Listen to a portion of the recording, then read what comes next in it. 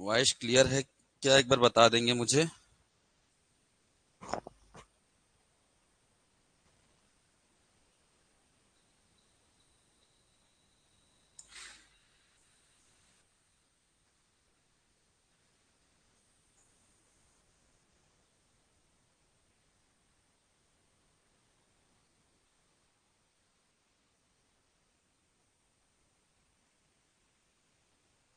दिखाई दे रहा है क्या?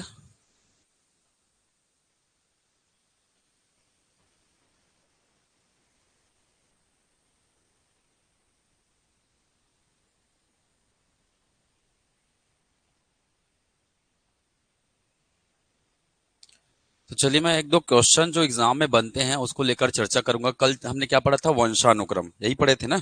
तो उससे किस प्रकार से क्वेश्चन एग्जाम में बने हुए हैं, है ना, और कैसे क्वेश्चंस आते हैं उस पर थोड़ा सा चर्चा भी कर लेंगे। ठीक है?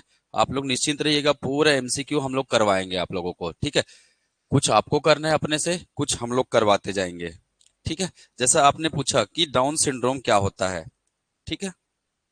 पूछना है, नहीं पता तो पूछना, नहीं आता तो नहीं आता, उसमें कोई बड़ी वाली बात नहीं है। ठीक है, चलिए स्टार्ट करें। तो डाउन सिंड्रोम मैंने बताया था, हमारे शरीर में, माता पिता के शरीर में कितने गुण होते हैं, कितने क्रोमोसोम होते हैं, जल्दी बताइए।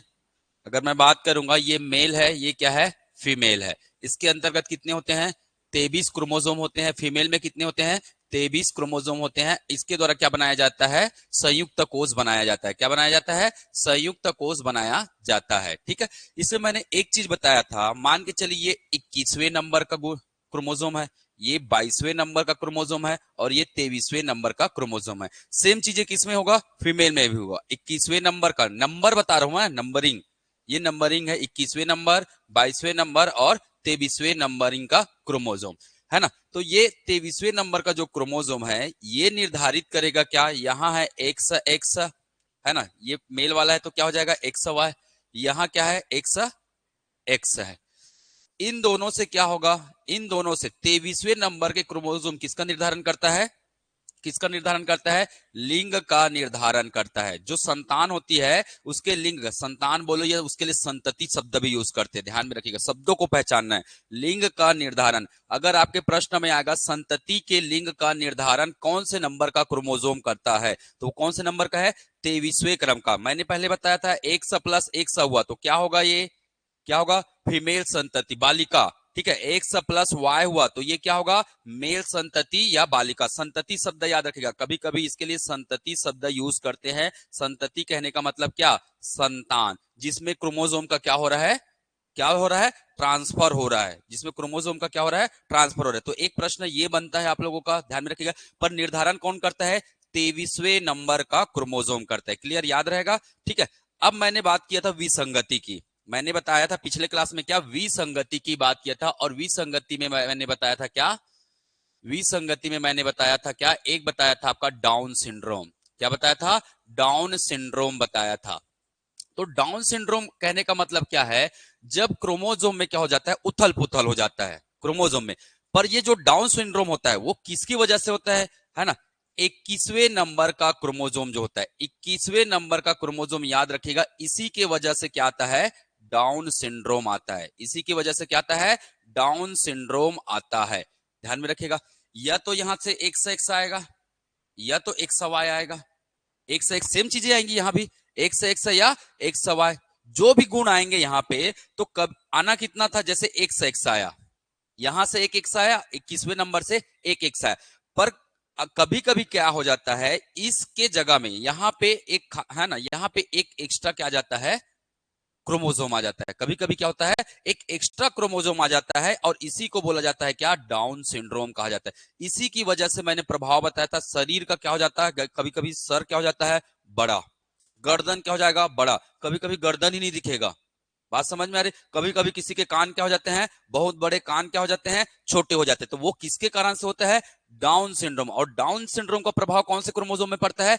21वें नंबर के क्रोमोसोम में पड़ता है। वहां दो के जगह, दो गुण सूत्र की जगह कितने आ जाते हैं? तीन गुण सूत्र की क्या हो जाती है? उपस्थिति हो जाती है। उसे कहते हैं डाउन सिंड्रोम कहते हैं। याद रहेगा, हर में कितने आएंगे? दो गुण आएंगे। पर कभी कभी ऐसा होता है कि दो की जगह क्या जाता है? तीन गुण आ जाते हैं, वो कहलाता है है ना, डाउन सिंड्रोम, सिंड्रोम का मतलब होता है विसंगति, विसंगति का मतलब होता है क्रोमोसोम में क्या हो जाता है, गुणसूत्र में क्या हो जाता है, एरर आ जाता है, गुणसूत्र में क्या जाता है, एरर, एक्स्ट्रा आ जाना गुण। ठीक है, तो इसका प्रभाव कहीं ना कहीं शरीर को क्या करता है, पड़ता है। ठीक है, तो बिल्कुल ध्यान में रखिएगा डाउन सिंड्रोम के बारे में। ठीक है, कल हमने पढ़ा था वंशाणु, है ना, वंशानुक्रम के कुछ क्वेश्चंस पढ़े थे, हमने थ्योरी पढ़ा था। एक दो क्वेश्चन हम लोग अभी चर्चा में करेंगे, आप लोग से बनता है कि नहीं बनता है, चलिए देखते हैं। ठीक है, नहीं बनेगा तो भी घबराने की बात नहीं है, नहीं बनता है कोई कोई क्वेश्चन तो उसका एक नियम होता है, रिवीजन। ठीक है, हर चीजों को फॉलो करते हुए चलना है, मैं आज पढ़ेंगे उसमें चीजें क्लियर होंगी। यहाँ पे क्लियर है। सबसे अच्छी चीज ये होती है हमें सुनकर ध्यान देकर उसको अंदर में बैठाना होता है। ठीक है, उसके बाद आपको नोट भी करना है इन चीजों को, नोट करने के बाद आपको क्या करना है, क्वेश्चन का अभ्यास करना है। चलिए, हमने पढ़ा था, जैसे ये क्वेश्चन बनता है इस प्रकार से, निम्नलिखित में से वंशानुक्रम संबंधित नियम है, वंशानुक्रम संबंधित नियम है, किसका है, प्रयासों का नियम है, सीखने का नियम है, समानता का नियम है, स्वास्थ्य का नियम है, बताइए। अभी तो खैर मैं पढ़ाया नहीं हूं, है ना, अभी मैं नियम पढ़ाया नहीं हूं वंशानुक्रम का नियम, पर मैं आपको बता देता हूं वंशानुक्रम के 3 नियम होते हैं। वंशानुक्रम के कितने नियम होते हैं, 3 नियम होते हैं, मैं यहीं पे नाम लिख दे रहा हूं, वंशानुक्रम, है ना, इसके 3 नियम होते हैं। एक होता है क्या, समानता का नियम, एक होता है समानता का नियम, दूसरा क्या हो जाएगा, विभिन्नता का नियम, दूसरा क्या हो जाएगा, विभिन्नता का नियम, और तीसरा होता है प्रत्यागमन का नियम, प्रत्यागमन का नियम, या इसी को बोलते हैं प्रतिगमन भी बोलते हैं, इसी को क्या बोलते हैं, प्रतिगमन बोलते हैं, या इसी को बोलते हैं विपरीत नियम, या इसी को क्या बोलते हैं, विपरीत नियम कहते हैं। तो मुझे बताइए इसके हिसाब से वंशानुक्रम का कौन सा नियम सही होगा, कौन सा आंसर सही होगा, जल्दी बताइए, कर लेंगे। तो कौन सा आंसर सही हो जाएगा आपका, सी आंसर क्या हो जाएगा, सही हो जाएगा। केवल हमने नाम पढ़ा, इसके बारे में डिटेल हमने नहीं देखा, फिर भी हमारे क्वेश्चन क्या हो रहे हैं, बनेंगे। ठीक है, तो धीरे धीरे हम अपने अभ्यास को क्या करेंगे, बेहतर करेंगे।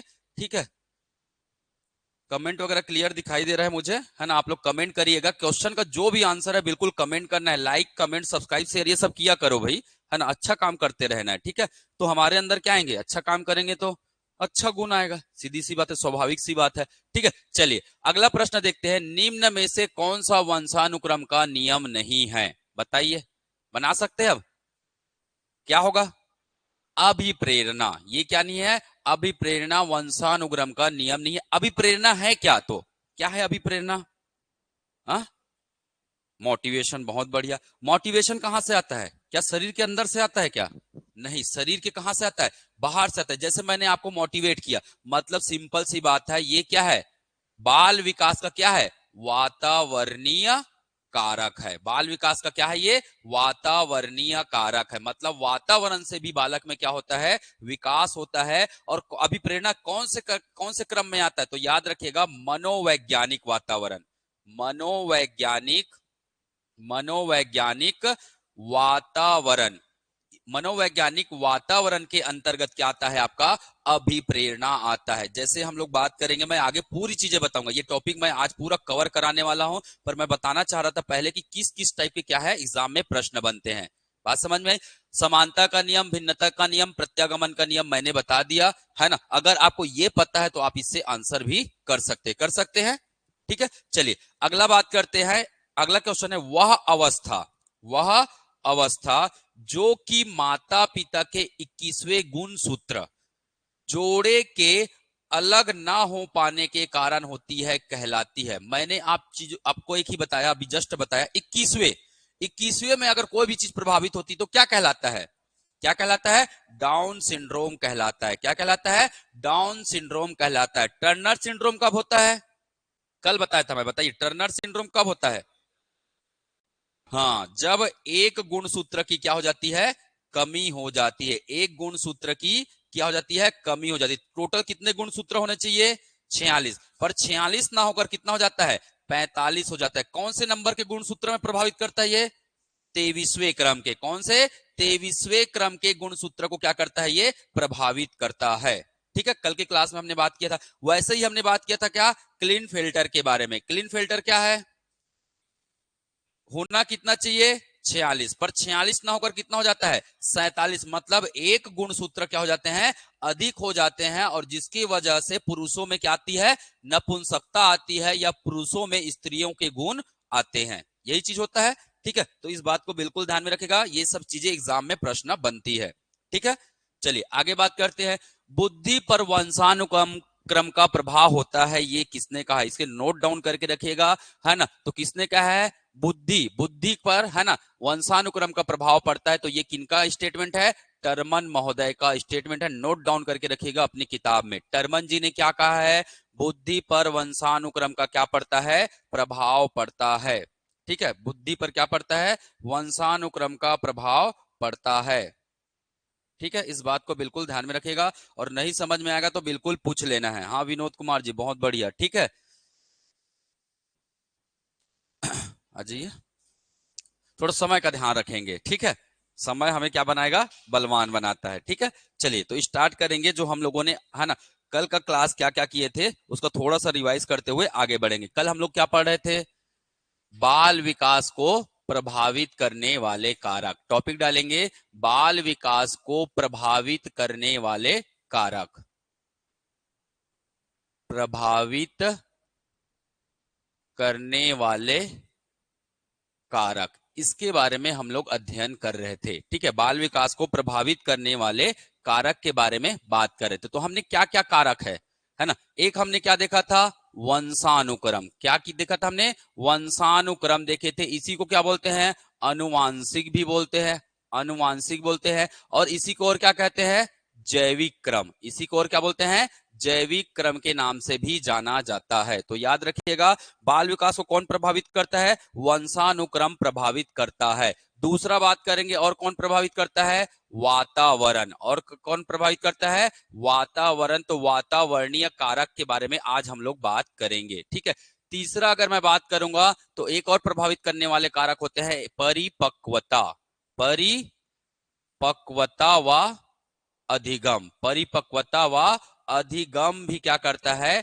प्रभावित करता है किसको बाल विकास को, मतलब maturity and learning, maturity and learning कहते हैं, इसे ध्यान में रखेगा। ये भी बालक के विकास को क्या करता है प्रभावित करता है। तो ये हमारे याद रखिएगा डायरेक्ट प्रश्न आता है निम्न में से कौन सा है ना, निम्न में से क्या बालक के विकास को प्रभावित करता है, तो क्या प्रभावित करता है वंशानुक्रम या जैविक प्रक्रिया या अनुवांशिक प्रभावित करता है, वातावरणीय कारक भी प्रभावित करता है, और परिपक्वता व अधिगम भी प्रभावित करता है। ठीक है, अब आपको प्रश्न में आएगा सबसे ज्यादा प्रभावित कौन करेगा, सर्वाधिक प्रभाव किसका होता है बताइए, हाँ जल्दी बताइए सर्वाधिक प्रभाव किसका होगा, वातावरण का होता है, सर्वाधिक प्रभाव किसका होता है वातावरण का होता है। तो ये आपको अभी थोड़ी देर जब पूरा डिटेल पढ़ेंगे ना तो वो समझ जाएंगे। है ना, इसमें हमने कल पढ़ा था इसके रचना, वंशानुक्रम के रचना के बारे में हमने कल क्लास कर लिया है ना। आज बात करेंगे क्या वंशानुक्रम के, वंशानुक्रम के सिद्धांत व नियम, वंशानुक्रम के किसके बारे में बात करेंगे सिद्धांत व नियम के बारे में बात करेंगे। ठीक है, तो यह आज का टॉपिक रहेगा हमारा वंशानुक्रम के सिद्धांत व नियम की बात करेंगे, और साथ ही साथ वातावरणीय कारक को भी देखेंगे और परिपक्वता व अधिगम के कारक को भी देखेंगे। अपना अच्छा सा प्यारा सा क्या बना के रखना है नोट्स बना के रखना है, क्योंकि वो नोट्स आपको क्या करेगा, क्या करेगा रिवीजन करने में पूरा मदद करेगा। क्लियर है, ठीक है। तो चलिए टॉपिक डालेंगे वंशानुक्रम के सिद्धांत, टॉपिक डालेंगे वंशानुक्रम के सिद्धांत। ठीक है, टॉपिक है हमारा क्या वंशानुक्रम के सिद्धांत।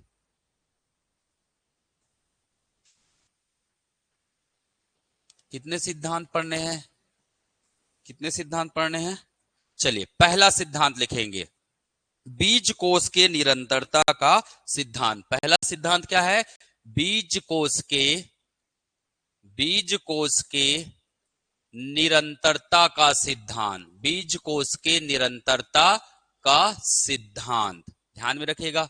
वंशानुक्रम में आता है पहला सिद्धांत जो आता है वो किसका है बीज कोश के निरंतरता का सिद्धांत। पहला प्रश्न यही बन सकता है इसमें से ये सिद्धांत किसने दिया है, ये बीज कोश का सिद्धांत, बीज कोश के निरंतरता का सिद्धांत, इसके प्रतिपादक कौन है? प्रतिपादक समझते हो ना?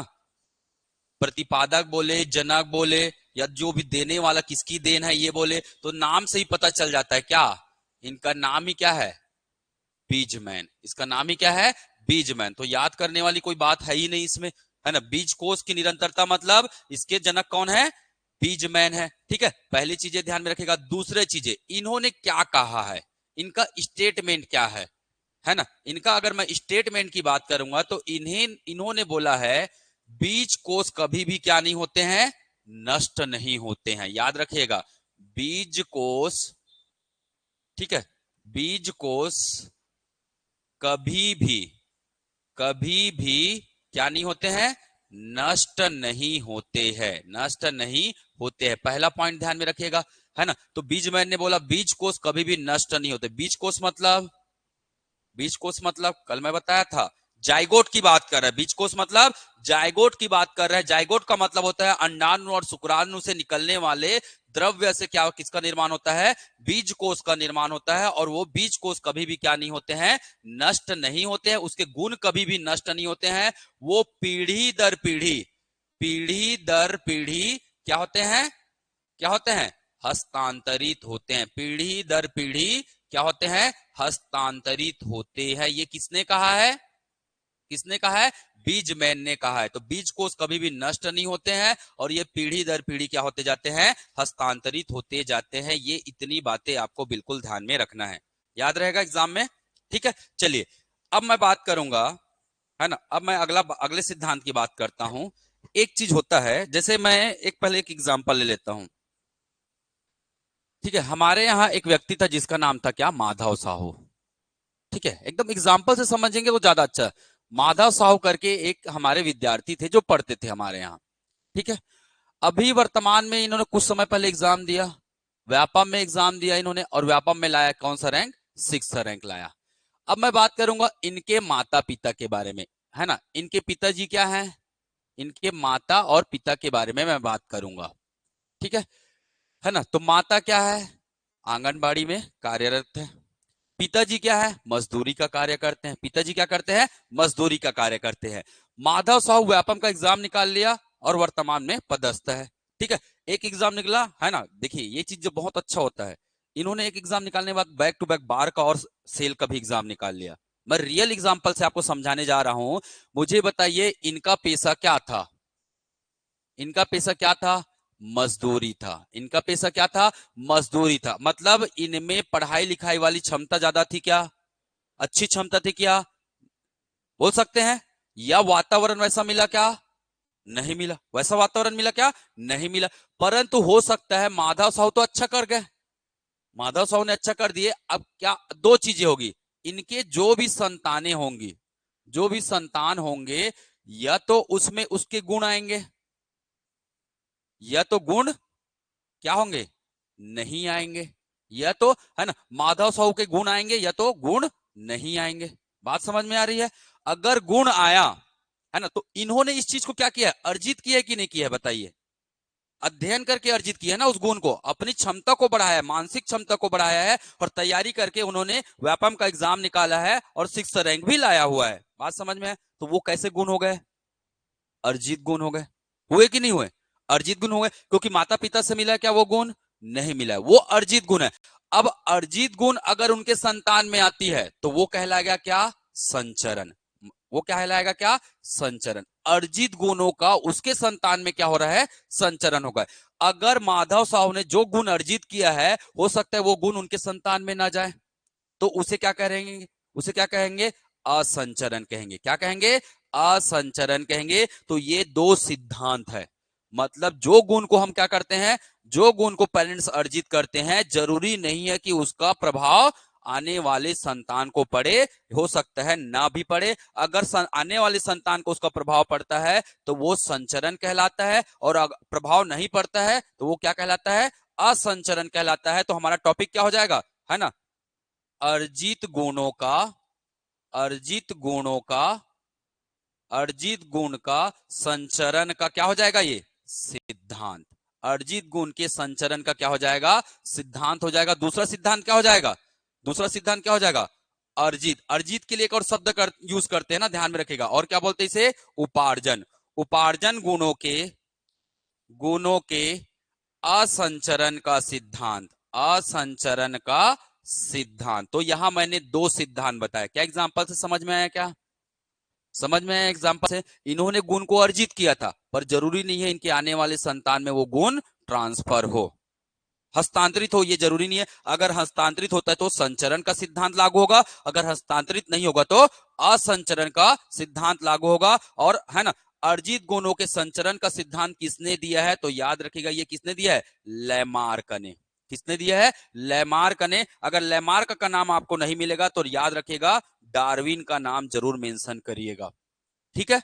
तो याद रखिएगा संचरण का सिद्धांत मतलब लैमार्क और डार्विन, दो नाम याद रखें। संचरण का सिद्धांत मतलब लैमार्क और डार्विन, ठीक है। असंचरण का सिद्धांत मतलब, असंचरण का सिद्धांत मतलब ये किसने दिया है, तो अभी जिस व्यक्ति की बात कर रहे थे उनके द्वारा ही दिया गया है, बीजमैन। किनके द्वारा दिया गया है, बीजमैन। तो संचरण मतलब लैमार्क का, असंचरण मतलब बीजमैन, असंचरण मतलब बीजमैन, याद रहेगा। और इसको बताने की जरूरत है क्या, जो गुण अर्जित होगा वो आने वाली संतान में हो सकता है हस्तांतरित हो, तो वो संचरण कहलाएगा। अगर हस्तांतरित नहीं होता है वो गुण, तो वो क्या कहलाएगा, असंचरण कहलाता है, ठीक है। क्लियर है? गुड मॉर्निंग सभी को। प्रयोगशाला के लिए क्लास ले सकते हैं, बिल्कुल प्रयोगशाला का भी क्लास प्रयास किया जा रहा है, थोड़े से हम लोग सिस्टम अपडेट कर रहे हैं, है ना। पूरी संभावना है, पूरी कोशिश की जा रही है आप लोगों की तैयारी के लिए। और देखिए प्रयोगशाला का अध्ययन एकदम डिटेल में करना पड़ता है, 11वीं 12वीं का सिलेबस पढ़ना पड़ता है भाई, है ना। पिछले बार बहुत लोग 10वीं का सिलेबस पढ़ के चले गए थे, बोल रहे थे क्या इसरो का पेपर दे दिए क्या, भैया जो डिमांड हो रहा है उसको पढ़ना भी तो पड़ेगा ना। नौकरी बड़ा बड़ा चाहिए और पढ़ना कम है बोलेंगे तो फिर तो गलत बात हो जाएगी। सरकार हर महीने इतना पैसा देंगी तो उम्मीद भी तो ऐसे करेंगे, है नहीं। क्लियर है? यहां से आंसर कर लेंगे। एक होता है विभिन्नता का, तो मैंने कितना सिद्धांत बता दिए, एक सिद्धांत पहले बताया, ये दूसरे नंबर का सिद्धांत हो गया, ये तीसरे नंबर का सिद्धांत हो गया, ठीक है। टोटल 5 सिद्धांत हमें पढ़ने हैं, किसे, वंशानुक्रम के, ठीक है। तो डायरेक्ट याद रखना है वंशानुक्रम के जो भी सिद्धांत है उनको बिल्कुल, गुड मॉर्निंग, बस कमेंट करके मुझे बताइएगा कि समझ में आ रहा है कि नहीं आ रहा है, दिमाग में चीजें बैठ रही है कि नहीं बैठ रही है, ठीक है। क्वेश्चंस बिल्कुल मैं कराऊंगा, उसके लिए निश्चिंत रहिए, धैर्य रखिए, हमारे पास काफी समय है, ठीक है। और इतना भी समय नहीं कि ज्यादा ही धैर्य रखेंगे, तो हमें संतुलित होकर चलना है ना, ठीक है। जरूरत पड़ने पर संडे भी आएंगे, आ जाएंगे ना संडे। चलिए आगे बढ़ते हैं। नोट कर लिए थे कि नहीं किए थे, कर लिए थे। चलिए अगला सिद्धांत लिखेंगे, चौथे नंबर का सिद्धांत, विभिन्नता का सिद्धांत, विभिन्नता का सिद्धांत, विभिन्नता का सिद्धांत। अच्छा, अगर आपको एक और चीज पूछेगा, इन्होंने अनुप्रयोग किस पर किया, ये भी तो प्रश्न बन जाता है कभी कभी। टफ सवाल जब बनता है ना, तो ये भी प्रश्न बन जाता है। इन्होंने ये जो गुण बताया है वो कहीं ना कहीं क्या किए होंगे, प्रैक्टिकल किए होंगे, तब बता रहे हैं। तो याद रखेगा संचरण का सिद्धांत ये जिराफ पर किया गया है, किस पर किया गया है, जिराफ पर ये प्रयोग किया गया है, तब उन्होंने ये सिद्धांत का प्रतिपादन किया गया है ना। और बीजमैन ने किस पर प्रयोग किया है, चूहे पर प्रयोग किया है, और चूहे पर प्रयोग करके बताया है कि गुणों का क्या नहीं होता है, संचरण नहीं होता है। कौन से गुण, जिस गुण को व्यक्ति क्या करते हैं, अर्जित करते हैं, ठीक है। जिस गुण को क्या करते हैं, अर्जित करते हैं। तो याद रखिएगा बीजमैन ने किस पर प्रयोग किया है, चूहों पर। लेमार्क जी ने किस पर प्रयोग किया है, जिराफ पर प्रयोग किया है, ठीक है। चलिए अगला सिद्धांत क्या हो जाएगा, विभिन्नता का सिद्धांत। प्रतिपादक कौन, मेंडल। प्रतिपादक कौन, मेंडल, याद रखिएगा। प्रतिपादक, प्रतिपादक कौन है, मेंडल है, ठीक है। मेंडल ने किस पर प्रयोग किया था, किस पर प्रयोग किया था, तो इन्होंने प्रयोग किया था किस पर, है? एक तो चूहे पर, दो चूहे थे, दो दो प्रजाति के, एक सफेद और सफेद व काला, दो है ना, सफेद व काला प्रकार के चूहों पर प्रजाति किया। और दूसरा याद रखेगा, और किस पर प्रयोग किया है, मटर पर। और किस पर प्रयोग किया है, मटर पर भी प्रयोग किया है। तो ध्यान में रखिएगा। अब इन्होंने क्या किया, क्या सिद्धांत दिया, इन्होंने क्या सिद्धांत दिया, तो इन्होंने सिद्धांत दिया है ना, माता पिता के गुण, माता पिता के गुण है ना, ऐसे लिखिएगा, संतान के गुण, संतान के गुण माता पिता के गुण से भिन्न होते हैं, माता पिता के गुण से क्या होते हैं, भिन्न होते हैं। इन्होंने ये चीज बताया है, ठीक है, भिन्न होते हैं। तो याद रखिएगा, डायरेक्ट प्रश्न आ जाएगा, वंशानुक्रम के विभिन्नता का सिद्धांत किसने प्रतिपादित किया है, तो मेंडल जी ने किया है। और इन्होंने क्या बताया है, जो संतान होगा उसके गुण जरूरी नहीं है कि वो उसके गुण माता पिता के गुण से क्या हो, मैच हो। तो ये इन्होंने सिंपल बातें कही है, इस बात को बिल्कुल ध्यान में रखिएगा, विभिन्नता का सिद्धांत, ठीक है। चलिए अगला सिद्धांत की अगर मैं बात करूंगा, जैविक सांख्यिकी, जैविक सांख्यिकी का सिद्धांत पांचवा है क्या, वंशानुक्रम का, वंशानुक्रम का जैविक सांख्यिकी, जैविक सांख्यिकी का सिद्धांत, जैविक सांख्यिकी, या इसी को बोलते हैं बायोमेट्रिक सिद्धांत, या इसी को क्या कहते हैं, बायोमेट्रिक सिद्धांत भी कहते हैं, बायोमेट्रिक सिद्धांत भी कहते हैं। तो याद रखिएगा, अगला सिद्धांत कौन से है, पांचवा जो सिद्धांत है, वंशानुक्रम का जैविक सांख्यिकी, सांख्यिकी मतलब अंक, सांख्यिकी का मतलब क्या होता है, अंकों की बात हो रही है। बायोमेट्रिक सिद्धांत का मतलब वही है, बायो के कुछ अंक होते हैं जो अन्य में पीढ़ी में क्या होते हैं, हस्तांतरित होते हैं। किसने प्रतिपादित किया है, बता सकते हैं, याद है कुछ, थोड़ा बहुत पढ़े होंगे तो, हा?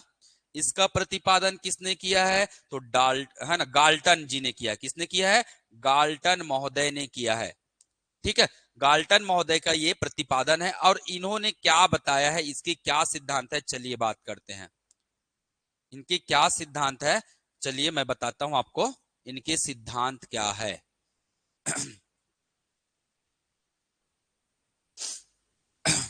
देखिए ये है माता पिता, माता पिता के ऊपर जो भी होंगे वो क्या कहलाएंगे, क्या कहलाते हैं, ये लोग क्या कहलाएंगे, पूर्वज, ये लोग क्या कहलाएंगे, पूर्वज। ये कौन है, माता पिता। अब माता पिता के क्या होंगे, जो भी पूर्वज होंगे, ध्यान में रखिएगा, इनके क्या होंगे, इनके क्या होंगे, क्या होंगे, संतान, इनके क्या होंगे, संतान होंगे, समझिएगा बात को, ठीक है, ये है इनके संतान। अब मुझे बताइए, इनके संतान में क्या माता पिता के पूर्वज के गुण, अनुवांशिक गुण क्या यहां हस्तांतरित होंगे, होंगे कि नहीं होंगे, बिल्कुल होंगे। ये किसने कहा है, गाल्टन जी ने कहा है। गाल्टन जी ने कहा है कि जो माता पिता के जो पूर्वज होते हैं, माता पिता के पूर्वज के गुण है ना, आने वाली पीढ़ी में क्या होते हैं, हस्तांतरित होते हैं, वंश वंश में क्या होते हैं, हस्तांतरित होते हैं। परंतु इन्होंने एक बात कहा है कि ये कैसे होते हैं, अनुपातिक क्रम में होते हैं। कैसे होते हैं, अनुपातिक क्रम में हस्तांतरित होते हैं। और धीरे धीरे ये क्या होता है, ये गुण क्या होता है, क्या होता है, कम होते जाता है, क्या होते जाता है, कम होते जाता है। तो ध्यान में रखिएगा इस बात को, गाल्टन जी ने क्या कहा है, माता पिता के पूर्वज के गुण बच्चों में क्या होते हैं, हस्तांतरित होते। कैसे हस्तांतरित होते हैं, अनुपातिक क्रम में होते हैं, और समय दर समय वो गुण धीरे धीरे क्या हो जाते हैं, कम हो जाते हैं। जैसे एग्जाम्पल के लिए अगर मैं बात करूंगा, मान के चलिए एक बच्चे में आधा गुण गया, इसके पूर्वज के गुण इस संतान में कितना आया, आधा आया। इसके जो संतान होंगे उसमें फिर कितना आ जाएगा, 1/4, और छोटा हो गया, ये 50%, ये कितना हो गया, 25%। अगर मैंने लिखा 1/8, 1/8 तो कितना परसेंट, 12.5% जाएगा। मैंने लिख दिया कितना, 1/16, 1/16 कितना हो गया, ये कितना हो गया, 6% के आसपास हो गया, 6.33%। तो कहने का मतलब है धीरे धीरे गुण क्या होते जाएंगे, कम होते जाएंगे। पहले 50% गया, 1/2 मतलब 50%, 1/4 मतलब 25%, 1/8 मतलब 12.5%, और 1/16 मतलब 6.33%। तो मतलब धीरे धीरे अनुपातिक क्रम में गुण क्या होते जाएंगे, कम होते जाएंगे। तो याद रखिएगा, अनुवांशिक गुण गाल्टन के अनुसार अनुवांशिक गुण है ना, पीढ़ी दर पीढ़ी क्या होते जाते हैं, अनुपातिक रूप से हस्तांतरित होते हैं, और अनुपातिक रूप से हस्तांतरित होने के साथ साथ धीरे धीरे क्या हो जाते हैं, कम होते जाते हैं। मतलब काफी लंबे पूर्वज होंगे। वैसे में जैसे बिंद्रा था, तो बिंद्रा के गुण हम लोगों में भी दिखना चाहिए था, दिखना चाहिए था ना, पर दिखते हैं क्या, नहीं दिखते ना, हम लोग थोड़ा एडवांस हो गए हैं। ठीक है, तो इन चीजों को बिल्कुल ध्यान में रखिएगा। ठीक है, तो याद रहेगा, पहला सिद्धांत क्या था, बीज कोष का सिद्धांत किसने दिया, बीजमैन ने। संचरण का सिद्धांत किसने दिया है, जल्दी बताइए, संचरण का सिद्धांत लैमार्क डार्विन ने दिया। असंचरण का सिद्धांत बीजमैन ने। विभिन्नता का सिद्धांत मेंडल ने दिया है। और आपका कौन सा सिद्धांत, बायोमेट्रिक सिद्धांत किसने दिया है, गाल्टन जी ने दिया हुआ है। ठीक है, तो ये बिल्कुल मैंने 5 सिद्धांत बताए हैं, और 5 सिद्धांत आपको मुखाग्र क्या होने चाहिए, याद होने चाहिए, है ना, और उसका डिस्क्रिप्शन भी मैंने बता दिया है। तो ज्यादातर प्रश्न ये सिद्धांत किसने दिया, एक तो ये प्रश्न बनता है। दूसरा प्रश्न क्या बनता है, ये सिद्धांत किससे संबंधित है, तो किससे संबंधित है, किससे संबंधित है, वंशानुक्रम से संबंधित है। ये सिद्धांत किसके सिद्धांत है, सभी वंशानुक्रम के सिद्धांत है। ठीक है, एग्जाम में आएगा तो प्रश्न कर लेंगे। देखिए, आप क्या सीख रहे हैं क्या नहीं सीख रहे हैं वो तो मैं बाद में बात करूंगा, पहले बात करेंगे नौकरी लगाने की। ठीक है, आपके विकास की बात बाद में करेंगे, नौकरी लग जाएगा तो सब विकास अपने आप हो जाएगा। ठीक है, तो पहला नियम, कंटेंट हमें दिमाग में बैठनी चाहिए, याद होना चाहिए, रटना भी है और समझना भी है, दोनों चीजें होना बहुत जरूरी है। दूसरा चीजें, जिसको रटने हैं तो रटने का एक नियम ध्यान में रखिएगा, ताकि वो लंबे समय तक क्या हो, याद रहे, क्योंकि एग्जाम अभी होना है क्या, नहीं होना है। हर वीक में आपको क्या करना होगा, रिवीजन करना होगा। जिनको अगर क्लासेस में कोई समस्या है, आप बिल्कुल शाम में आइए, शाम को भी आपका हम जो भी डाउट सेशन रहेगा उसको बिल्कुल क्लियर करेंगे। हर संभव प्रयास किया जाएगा कि आपका नौकरी लग जाए। ठीक है, आप बिल्कुल शाम में आइए, हमारे क्लासेस खाली रहेंगे, आप वहां भी आके बिल्कुल अध्ययन कर सकते हैं। ठीक है, ज्यादा से ज्यादा मेहनत करना है। ठीक है, ध्यान में रखिएगा, अन्य से बेहतर करना है तो हमें एक्स्ट्रा वर्क करने होंगे। ठीक है, चलिए बात करते हैं वंशानुक्रम के सिद्धांत नियम की। वंशानुक्रम के नियम, वंशानुक्रम के नियम की बात करते हैं। ठीक है, वंशानुक्रम के क्या नियम हैं, ठीक है, वंशानुक्रम के क्या नियम हैं।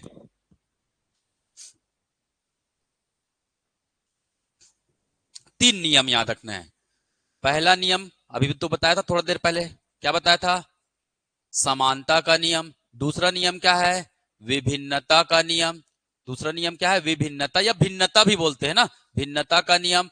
तीसरा नियम क्या आ जाएगा, प्रत्यागमन। तीसरा नियम क्या है, प्रत्यागमन, या इसी को क्या बोलते हैं, क्या बोलते हैं, और प्रतिगमन, या और क्या बोलते हैं इसी को, और क्या बोलते हैं, विपरीत नियम। और क्या बोलते हैं, विपरीत नियम। बस इतना ही याद रखना है, इससे ज्यादा प्रश्न नहीं बनता है। पर होता क्या है, एक एक लाइन में हम लोग बात करेंगे, एक एक लाइन में मैं चर्चा कर देता हूं होता क्या है। तो याद रखना, पहला समानता, समानता का उल्टा है ना विभिन्नता, और विभिन्नता से एक और आ जाएगा क्या, क्या जाएगा, प्रत्यागमन, प्रतिगमन। अगर ये शब्द समझ में नहीं आएगा, इसीलिए मैंने लिख दिया विपरीत नियम, ये शब्द मैंने लिख दिया क्या, विपरीत नियम। ठीक है, अब समानता का नियम है ना, समानता का नियम एक एक एग्जांपल से बताऊंगा, समझ जाएंगे। माता पिता, माता पिता, और ये हो गए उसके क्या, संतान। ठीक है, अगर माता पिता क्या है, बुद्धिशाली है, क्या है, बुद्धिशाली है, तो संतान भी क्या होता है, क्या होता है, बुद्धिशाली होता है। इसी को कहते हैं क्या, क्या कहते हैं जी, समानता का नियम। अगर माता पिता सुंदर है तो बेटा या बेटी भी क्या होंगे, क्या होंगे, सुंदर होंगे। बहुत सिंपल कॉन्सेप्ट, समानता। जैसा बाप वैसा बेटा बोलते हैं ना, जैसा माँ वैसा बेटी, जैसा जो भी समझना है आपको, क्लियर है। चलिए, विभिन्नता का सिद्धांत, विभिन्नता का सिद्धांत, विभिन्नता का सिद्धांत क्या, माता पिता में जो गुण होंगे, माता पिता के जो भी गुण होंगे, उस गुण से अलग गुण किसमें होगा, संतान में होगा। जैसे कि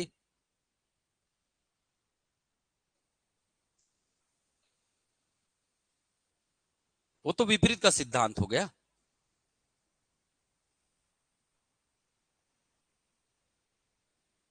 वो भी विपरीत का नियम हो गया।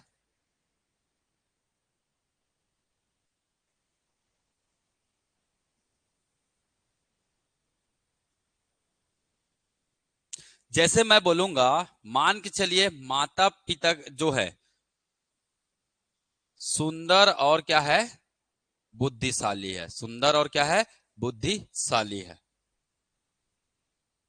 इससे अलग कर दो संतान को, क्या कर दो, अलग कर दो।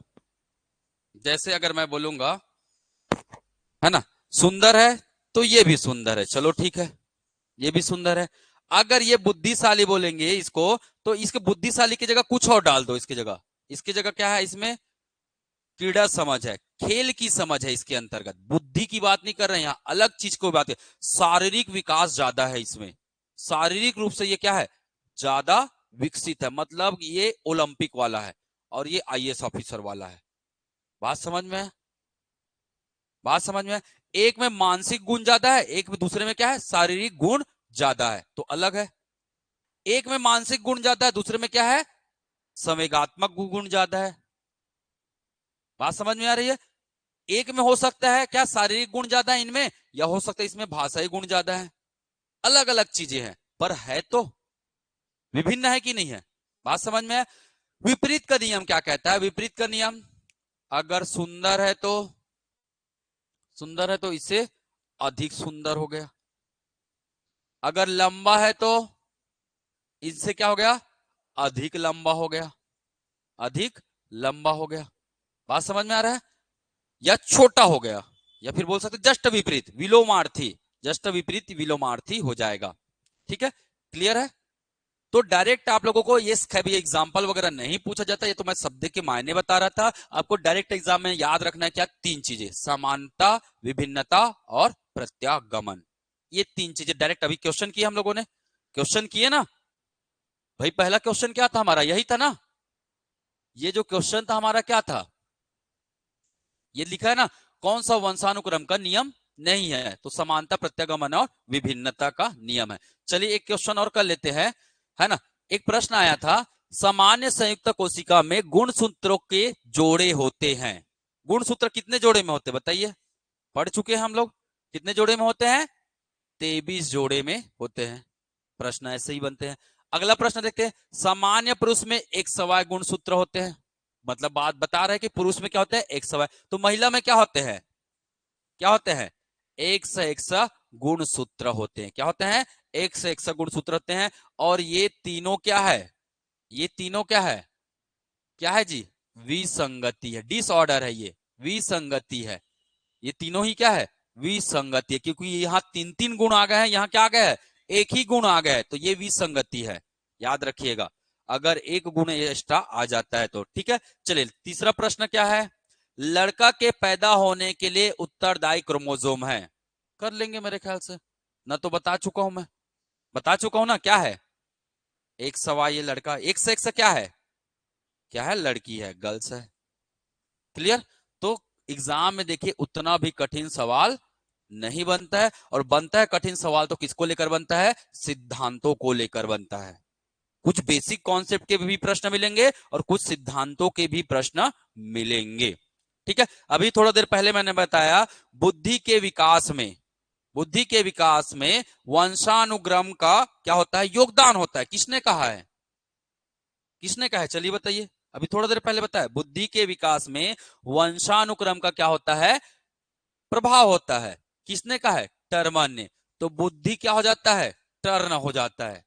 याद रखो, वंश से बुद्धि क्या हो जाता है, ट्रिक बना लो ना भाई, वंश से क्या हो जाता है, बुद्धि क्या हो जाता है, टर्न हो जाता है। क्या हो जाता है, टर्न, टर्न मतलब बदल जाना। तो याद रखा, वंश से वंशानुक्रम का प्रभाव किस पर पड़ेगा, बुद्धि पर। और बुद्धि का ये जो स्टेटमेंट है वो किसने दिया है, टर्न से याद रखेंगे, क्या क्या याद रखेंगे, टर्मन। अब तो कर लेंगे ना, एग्जाम में आएगा तो ऑप्शन देखकर कर लेंगे ना।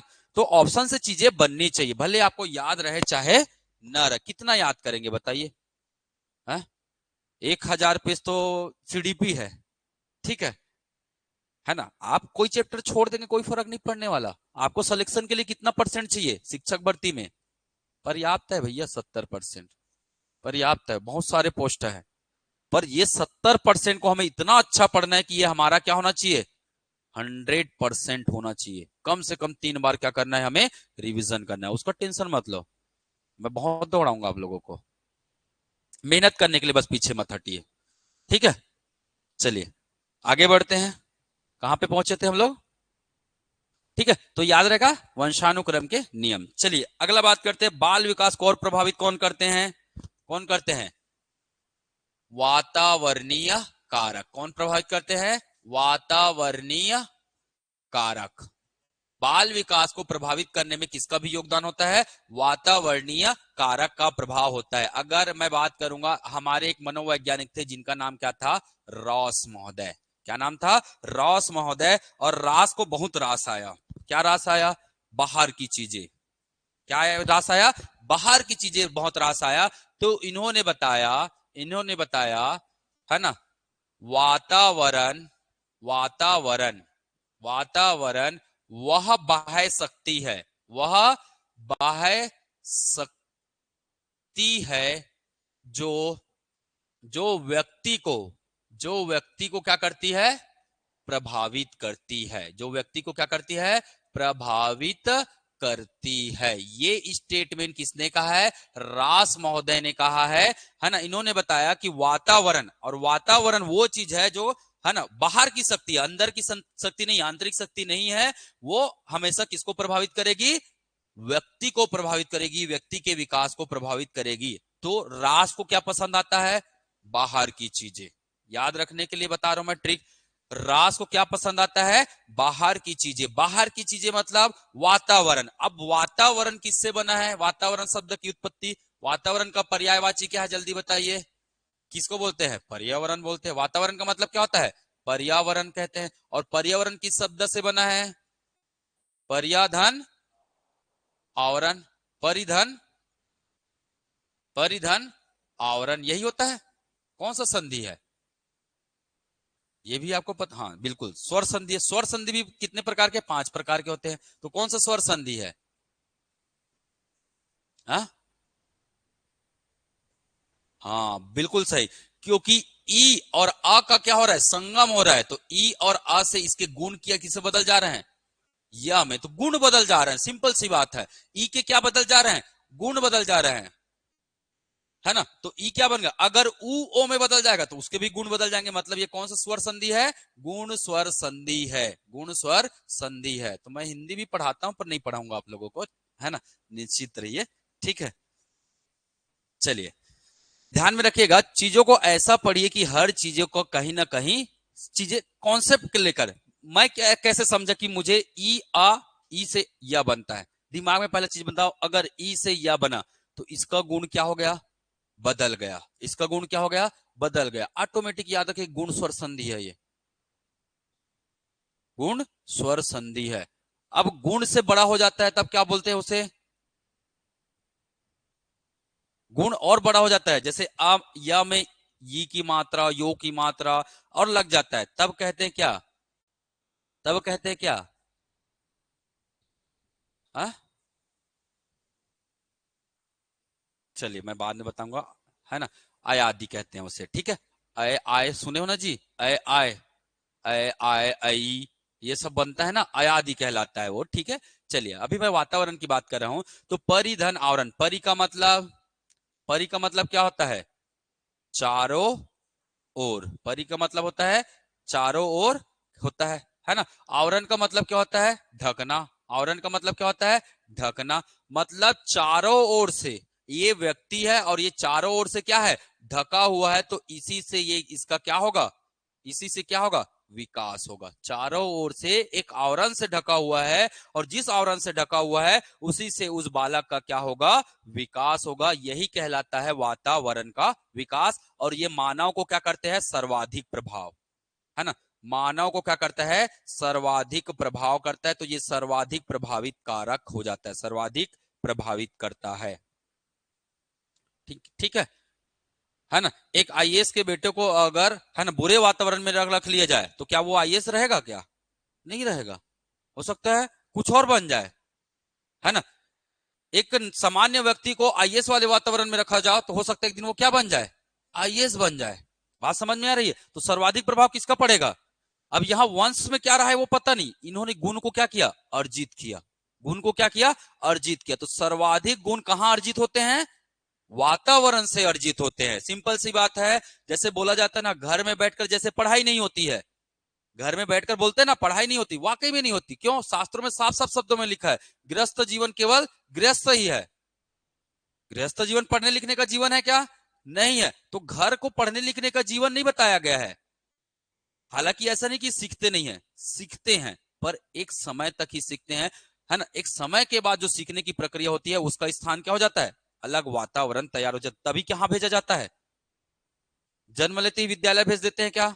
नहीं भेजते ना। एक समय के बाद कहां भेजा जाता है? विद्यालय, ताकि इसको नवीन वातावरण की जरूरत है और नवीन अधिगम की जरूरत है, तब वहां भेजा जाता है। इस चीज को ध्यान में रखना है, ठीक है। तो अभी कोशिश करिएगा, है ना।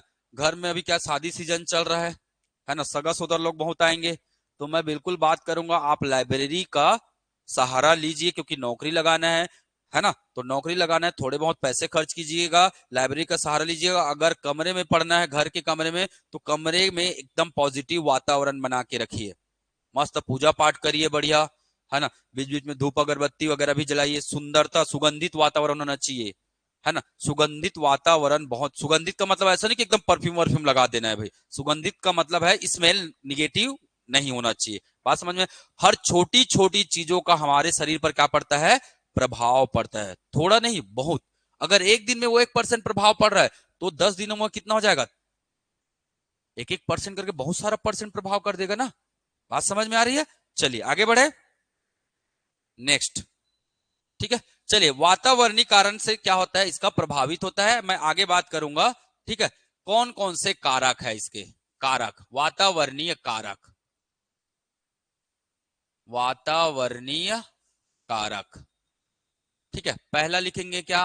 चलिए पहला लिखेंगे क्या? भौगोलिक, भौगोलिक कारक, भौगोलिक या इसी को भौतिक कारक भी बोलते हैं, भौगोलिक या भौतिक कारक कहते हैं। एक लाइन में पढ़ना है, इसको ज्यादा कुछ नहीं पढ़ना है, लिखिएगा भौगोलिक या भौतिक कारक। सीधा इसका संबंध किससे है? इसका संबंध किससे है? जलवायु से है। जैसे जलवायु में क्या कारण क्या होता है? कहीं ठंडा होता है, कहीं क्या होता है? गर्म होता है, कहीं क्या होता है? औसत होता है, कहीं क्या होता है? औसत होता है। मुझे बताइएगा, जैसे कहा जाता है कि ठंडे क्षेत्र के व्यक्ति ज्यादा मेहनत करते हैं, ज्यादा समय तक कार्य करते हैं। क्यों? क्यों ज्यादा समय तक कार्य करेंगे? गर्मी में तो चट चट जलेगा जी, सूझ जाएंगे ना दोपहर में। और गर्मी से क्या होता है? आलस आता है। तो जाहिर सी बात है, ज्यादा लंबा समय तक काम कौन करेगा? ठंडा क्षेत्र वाला। गर्मी वाला भी, गर्मी का मौसम आ रहा है, दोपहर में आप काम करेंगे क्या? बताइए मुझे। काम भी करेंगे तो कहाँ एसी वाला कमरा चाहिए बोलेंगे? अगर एसी नहीं तो कम से कम कूलर तो सोचेंगे काम करने के लिए। पर ठंडा प्रदेश वाला बोलेगा अरे मजा आ रहा है अपने को, तो यही होगा ना। आप इसीलिए बोला जाता है सबसे अच्छा पढ़ाई का मौसम कौन सा होता है? ठंडी का होता है, ठीक है। चलिए कंबल में घुस के पढ़ते रहो ऐसे करके, ठीक है। तो वो चीजें है। चलिए दूसरी बात करूंगा मैं, विद्यालयीन कारक। दूसरी बात करूंगा मैं, विद्यालयीन कारक।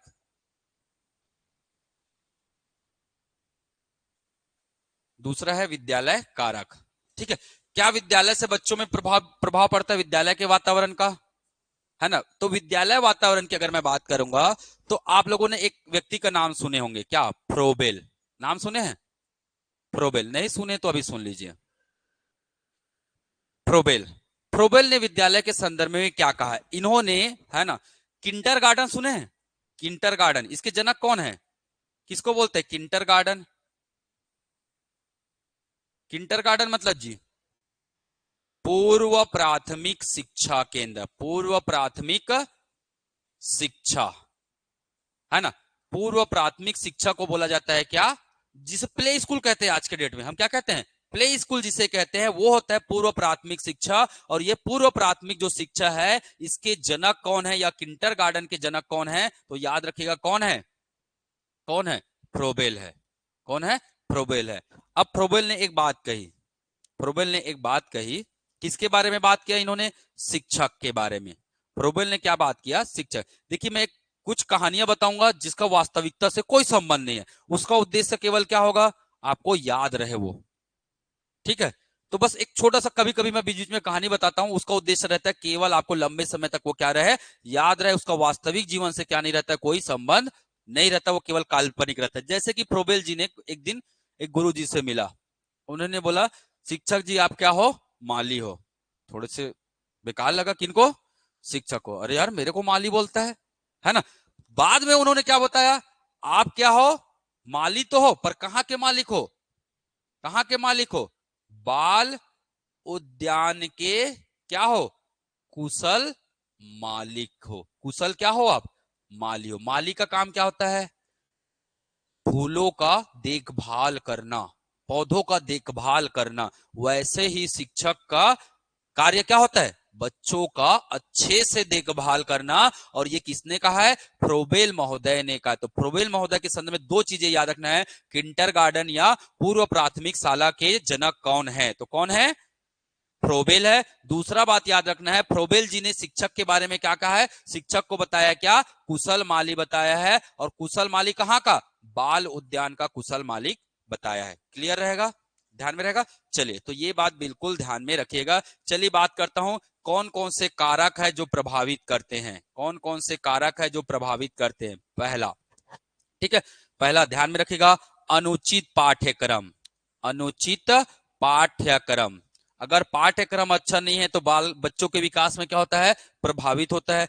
दूसरा, दूसरा याद रखेंगे, दोषपूर्ण, दोषपूर्ण है ना, परीक्षा प्रणाली, दोषपूर्ण क्या, परीक्षा प्रणाली। जैसे अभी आप लोग सुन रहे हैं पेपर लीक हो जा रहा है, तो प्रभावित करता है कि नहीं करता है, बच्चों को प्रभावित करता है, मन टूट जाता है, छोड़ना यार कौन पढ़े, बार बार पेपर लीक हो जाता है। तो ये सब चीजें प्रभावित करती है। तीसरा, दोषपूर्ण शिक्षा प्रणाली, दोषपूर्ण शिक्षा प्रणाली, ये सब चीजें प्रभावित करती है। शिक्षा प्रणाली ये भी बच्चों को क्या करती है, प्रभावित करती है। चौथा, शिक्षक का व्यवहार, अगर शिक्षक अच्छा है तो बच्चे भी क्या होंगे, उनमें अच्छा विकास होगा, है ना। अगर मैं बात करूंगा शिक्षक का दुर्व्यवहार रहा बच्चों के प्रति, तो उसमें बाल विकास हो पाएगा क्या, नहीं हो पाएगा। मतलब कभी कभी क्या होता है, कभी कभी क्या होता है, कोई गुरुजी, जैसे एकदम जेन्युइन बात कर रहा हूं, कई जगह होता है, मैं हर जगह की लेकर, कुछ एक्सेप्शंस भी होते हैं।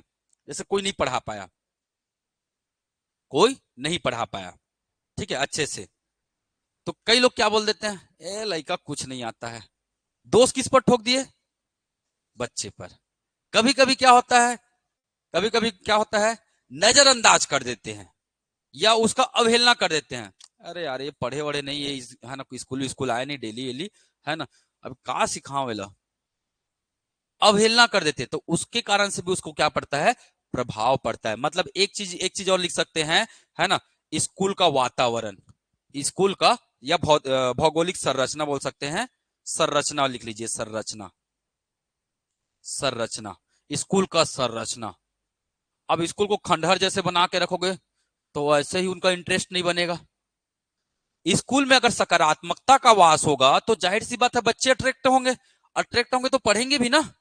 बात समझ में आ रही ना। तो कहीं ना कहीं स्कूल की संरचना भी बालक के विकास को क्या करता है, प्रभावित करता है। अच्छे अच्छे दीवार रहे, अच्छे अच्छे गेस्चर्स रहे, ठीक है, तरीके होते हैं हर चीज के, तो उसको, तो ये है विद्यालय के कारक। अगला बात करूंगा मैं, परिवार, ठीक है। तीसरा क्या है, पारिवारिक कारक। तीसरा क्या है, पारिवारिक वातावरण का कारक, पारिवारिक वातावरण का कारक, ठीक है, पारिवारिक वातावरण का कारक। तो अभी मैंने थोड़ा देर पहले एक व्यक्ति का नाम लिया, किनका नाम लिया था, फ्रोबेल जी का। किनका नाम लिया था, फ्रोबेल जी ने। फ्रोबेल जी ने जब अध्ययन के दौरान जब रिसर्च कर रहे थे तो उन्होंने एक चीज बात की, किसके संदर्भ में, माताओं के संदर्भ में। किसके संदर्भ में, माताओं के संदर्भ में इन्होंने एक बात कही, है ना। माताओं और किसके संदर्भ में बात किया इन्होंने, परिवार के संदर्भ में बात किया। पहला चीज बताया है माताएं कौन होती है, तो इन्होंने बताया कि माताएं एक बच्चे के लिए आदर्श क्या होते हैं, अध्यापिका होते हैं, एक आदर्श टीचर होते हैं, उसका आइडियल टीचर होता है माता। क्योंकि अधिकांश समय बच्चे किसके साथ व्यतीत करते हैं, माताओं के साथ व्यतीत करते हैं। इसीलिए प्रोबेल जी ने माताओं को क्या बताया है, क्या बताया है, आदर्श शिक्षक बताया है। क्या बताया है? आदर्श शिक्षक कहा है। तो याद रखिएगा, डायरेक्ट प्रश्न बन जाता है। किसका स्टेटमेंट है? किसने माताओं को आदर्श अध्यापिका या आदर्श शिक्षिका बताया है? तो याद रखिएगा, किसने कहा? ये फ्रोबेल जी ने ये बातें कही है। साथ ही साथ इन्होंने बात किया है परिवार से ही, परिवार है ना, अनौपचारिक अनौपचारिक शिक्षा का, अनौपचारिक शिक्षा का महत्वपूर्ण केंद्र है। महत्वपूर्ण क्या बताया? इसे केंद्र बताया। अच्छा, शिक्षा मैंने बात किया क्या? अनौपचारिक शिक्षा। विद्यालय में कैसी शिक्षा आएगी? औपचारिक आएगी कि अनौपचारिक आएगी? नोट कर लीजिएगा ना, विद्यालय में कैसी शिक्षा होती है? औपचारिक शिक्षा होती है। औपचारिक शिक्षा होती है। मैं कल बता दूंगा कि क्या होता है औपचारिक और अनौपचारिक। औपचारिक का मतलब जहां एक शिक्षक होगा, जहां परीक्षा होंगी, जहां पाठ्यक्रम होगा, जहां क्लास के टाइम टेबल होंगे, समय सारणी होंगे, वो सभी चीजों को बोला जाता है औपचारिक शिक्षा। बात समझ में? क्या क्या बोला मैंने? स्कूल को याद रखो बस। स्कूल में क्या होता है? टीचर्स होते हैं, समय सारणी होता है, क्या पढ़ना है, पाठ्यक्रम होता है ना, परीक्षा होती है। तो वो सब चीजें कहलाती है क्या? औपचारिक शिक्षा। और जिसमें ये सब नहीं होगा वो सब क्या कहलाएगा? अनौपचारिक शिक्षा। अनौपचारिक शिक्षा कहां कहां से मिलता है? प्रश्न आ जाएगा, निम्न में से कौन सा अनौपचारिक शिक्षा है? स्कूल को छोड़कर जहां से लोग सीखते हैं, मित्र हो गया, पड़ोसी हो गया, परिवार हो गया, समाज हो गया ना, ये सब टीवी हो गया, रेडियो हो गया, ये सब क्या है? अनौपचारिक में आते हैं। ये सब किस में आते हैं? अनौपचारिक। तो डायरेक्ट कभी कभी प्रश्न बन जाता है। देखो, एकदम छोटी छोटी चीज को अगर मैं पढ़ाऊंगा तो भी गलत हो जाएगा, पर मैं बता दे रहा हूं कि अनौपचारिक शिक्षा, इतने में तो कर लेंगे ना आंसर। हर चीजों को जरूरी नहीं कि मैं लिखाऊं या बताऊं, कुछ चीजों को आपको सुनना होगा, महसूस करना होगा, और वातावरण से भी आपको सीखना है, क्योंकि वातावरण ही सबसे ज्यादा क्या करता है? प्रभावित करता है। तो मैंने बोल दिया, स्कूल को याद रखना है क्या? औपचारिक। स्कूल में जो होता है वो सब औपचारिक है, स्कूल के बाहर जो होता है वो सब क्या है? अनौपचारिक है। तो अपने आप याद रहेगा, आपको रहेगा ना, तो बता पाएंगे। चलिए, फ्रोबेल जी ने ये कहा है ना, तो इसको ध्यान में रखिएगा, ठीक है। अब अगर आपको प्रश्न पूछेगा, बच्चों का, बालक का सर्वप्रथम स्कूल कौन है? तो कौन है? कौन है? स्कूल बोला जी, मैं माता स्कूल थोड़ी ना हो जाएंगे, वो तो शिक्षक हो जाएंगे ना। पहला शिक्षक की अगर मैं बात करूंगा तो माता हो जाएंगे। हा? परिवार, बहुत बढ़िया। ठीक है, तो लिखेंगे परिवार। परिवार बालक का, बालक का सर्वोत्तम, सर्वोत्तम शिक्षा केंद्र होता है। सर्वोत्तम शिक्षा केंद्र है। और साथ ही साथ बोल सकते हैं इसका, बालक का क्या होता है? प्रथम विद्यालय होता है। परिवार क्या होता है? बालक का प्रथम विद्यालय होता है। ठीक है, ध्यान में रखिएगा इस बात को। तो एग्जाम में यहां से भी क्या बन सकते हैं? प्रश्न बन सकते हैं। बालक का पहला विद्यालय कौन होता है? परिवार होता है। या बालक का सर्वोत्तम शिक्षा केंद्र कौन होता है? परिवार होता है। ठीक है, चलो, कौन कौन से कारक है जो प्रभावित करते हैं? कारक की बात करूंगा मैं, बस 2 मिनट और पढ़ाऊंगा। ठीक है, कारक की बात करते हैं, कौन कौन से कारक? परिवार में क्या होता है? अनुशासन होता है ना, अनुशासन, कठोर नियम, ये प्रभावित करता है कि नहीं करता है? कई लोग बोलते हैं घर से बाहर नहीं निकलना बिल्कुल भी, ठीक है, चोर आ जाएगा, ऐसे करके तो जीवन में घर से बाहर ही नहीं निकल पाते, तो ये भी एक प्रॉब्लम हो जाती है। ठीक है, कभी कभी अनुशासन अच्छा रहा कि आपको जो जो समय पे काम करना है तो वो समय के लिए अनुशासन बने तो बहुत अच्छी चीज हो जाती है, तो इससे प्रभावित पड़ता है। मुझे बताइए, लाड प्यार प्रभावित पड़ेगा कि नहीं पड़ेगा? लाड प्यार, या बोल सकते हैं ममता दुलार, जो आपको अच्छा लगता है वो लिखो ना भाई। लाड प्यार जरूरी थोड़ी ना किताब में लिखा है वही लिखेंगे। ठीक है, लाड प्यार, ममता, दुलार, ये सब चीजें आ जाएंगी। ठीक है, कभी कभी क्या होता है? माता पिता, माता पिता के व्यवहार होते कि नहीं होते, ये भी प्रभावित नहीं करते हैं, है ना, क्योंकि पति पत्नी में लड़ाई क्या है? क्या है? भाई ये कोई अलग चीज नहीं है ना, पति पत्नी में लड़ाई होना क्या है? स्वाभाविक सी बात है, चाहे वो कहीं का भी रहे, किसी ना किसी। अब लड़ाई का मतलब ये नहीं होता कि एकदम तलवार लिए चालू हो जाए, लड़ाई का मतलब है विचारों का मतभेद, विचारों का मतभेद हो जाता है कभी कभी। ठीक है, अब एनिवर्सरी याद नहीं रहा तो, एनिवर्सरी याद नहीं रहा तो हो जाता है ऐसे। ठीक है, तो ऐसा कभी कभी जीवन में ये चीजें हो जाती है, ठीक है।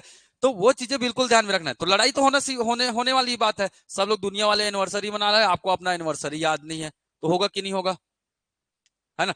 कोई बोलेगा चलो घूमने जाना है, यहाँ जाएंगे, वो बोल रहा है नहीं वहां जाएंगे, तो विवाद हुआ कि नहीं हुआ।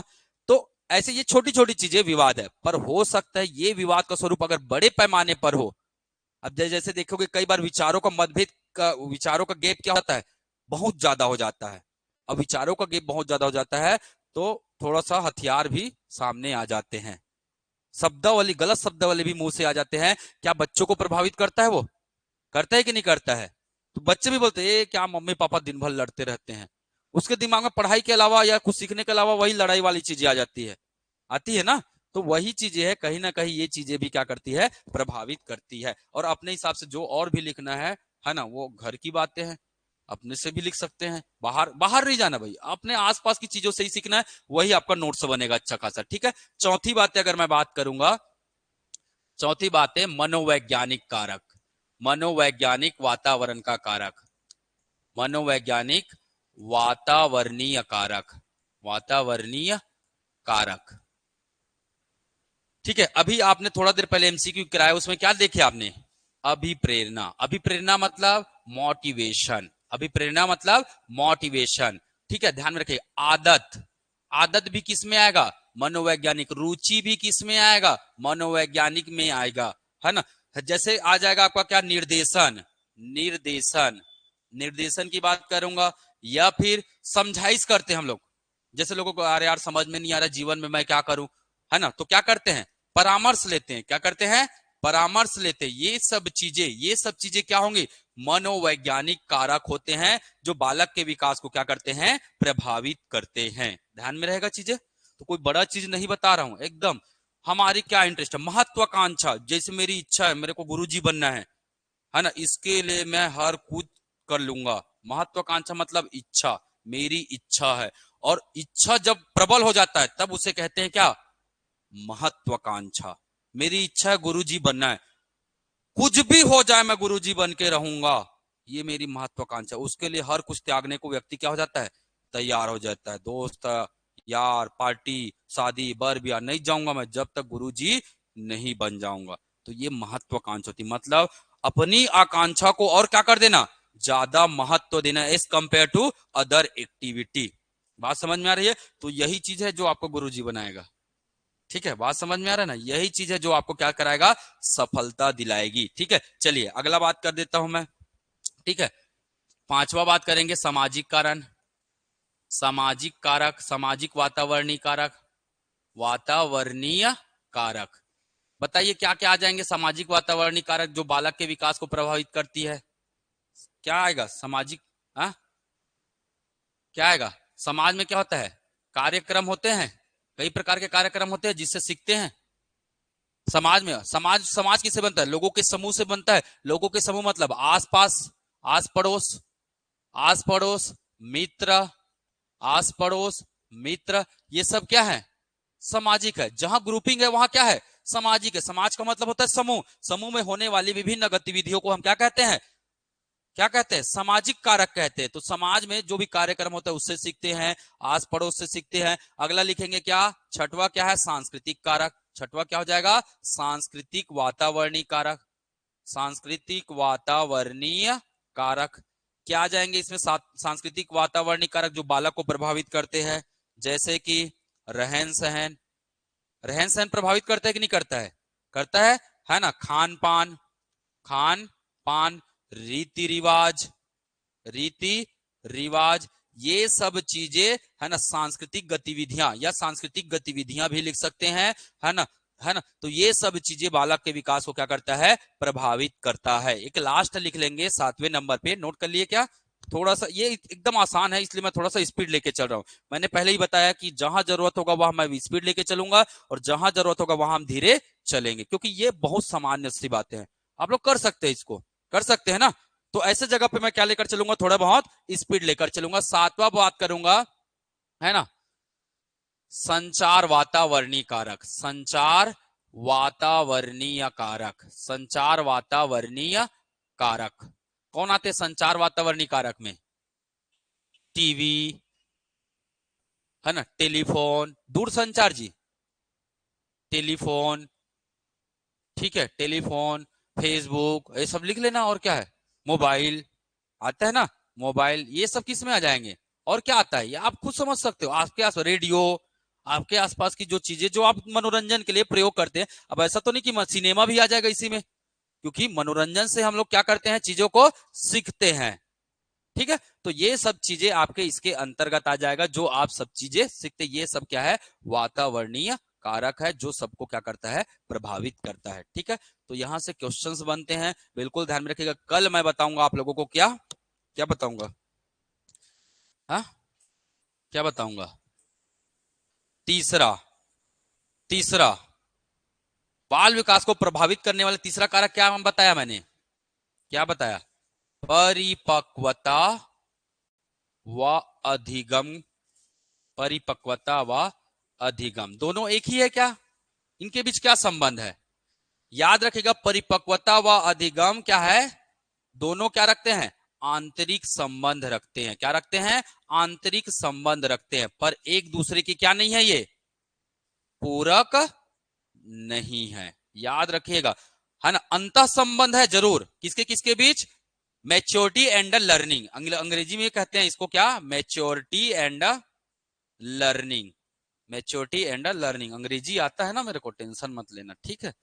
मैच्योरिटी एंड लर्निंग, ये दोनों प्रश्न पूछा जाता है, ये कैसी है, क्या ये पूरक है, क्या ये अंतः संबंध है, दोनों नहीं है, या इनमें से कोई नहीं है। तो आपका उत्तर क्या हो जाएगा, इनके बीच क्या है, आंतरिक संबंध है, या इसी के लिए और शब्द क्या होता है, अंतः संबंध रखते। कौन कौन, अधिगम व परिपक्वता। अब दोनों में क्या अंतर है, ये मुझे कल याद दिलाइएगा, कल मैं बताऊंगा, क्योंकि याद नहीं दिलाएंगे तो मैं हो सकता है आगे टॉपिक में भी चले जाऊं, है ना। तो प्रतिदिन ये आपका कर्तव्य है कि मैं जो बोला हूं कि इसे मैं कल बताऊंगा, तो टॉपिक बस मुझे याद दिलाइएगा, क्योंकि कभी कभी ऐसा हो जाता है पढ़ाते पढ़ाते कि टॉपिक क्या हो जाते हैं, स्कैप हो जाते हैं, हम सीधा नया टॉपिक शुरू कर देते हैं, तो ध्यान में नहीं रहता है, कई बार ऐसा हो जाता है। तो ये चीजों को मुझे बताइएगा, ठीक है। आज के लिए इतना करें, चलिए। अब यहां से कैसे कैसे क्वेश्चन आते हैं, कल कोशिश करेंगे थोड़ा सा क्वेश्चन, पिछला क्लास जो हो चुका है आप लोग देख लीजिएगा, ठीक है। 1 घंटा 2 घंटा बैठेंगे, आपका पूरा खत्म हो जाएगा, कोई बड़ा चीज नहीं है, ठीक। चलिए, धन्यवाद।